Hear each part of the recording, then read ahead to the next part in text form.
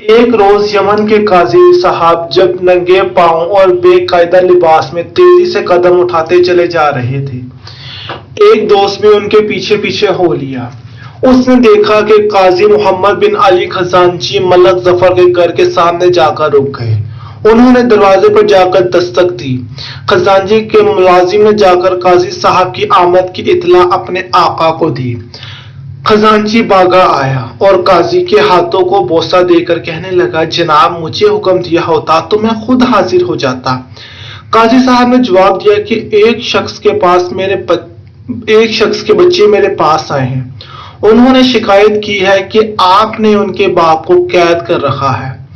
بچے باپ کے بغیر بری حالت میں ہیں۔ خزانچی نے جواب دیا کہ جناب وہ شخص تو سلطان منصور کے حکم سے قید ہے، سلطان کی اجازت کے بغیر میں انہیں نہیں چھوڑ سکتا۔ قاضی صاحب نے فوراً سلطان منصور کو قاصد بھیجا۔ سلطان منصور نے اس شخص کی رہائی کا حکم جاری کر دیا، لیکن جب تک قیدی رہا ہو کر سامنے نہ آیا، قاضی صاحب وہیں کھڑے رہے اور اپنے ساتھ لے کر اس کے گھر تک چھوڑ کر واپس آئے۔ سلطان منصور جب مدینہ پہنچے تو اس زمانے میں محمد بن عمران قاضی کے منصب پر فائز تھے۔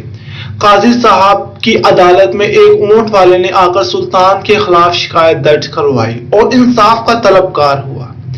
قاضی صاحب نے سلطان کے نام پر عدالت میں حاضری کا حکم جاری کر دیا۔ اپنے ہمراہیوں کو باہر چھوڑ کر خود عدالت میں پیش ہوئے۔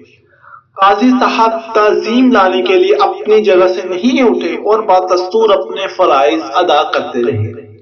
مقدمے کی سماعت کے بعد قاضی صاحب نے سلطان کے خلاف فیصلہ دے دیا۔ جب فیصلہ سنایا گیا تو سلطان خوشی سے اچھل پڑے اور قاضی صاحب سے کہا کہ میں آپ کے انصاف سے بہت خوش ہوا۔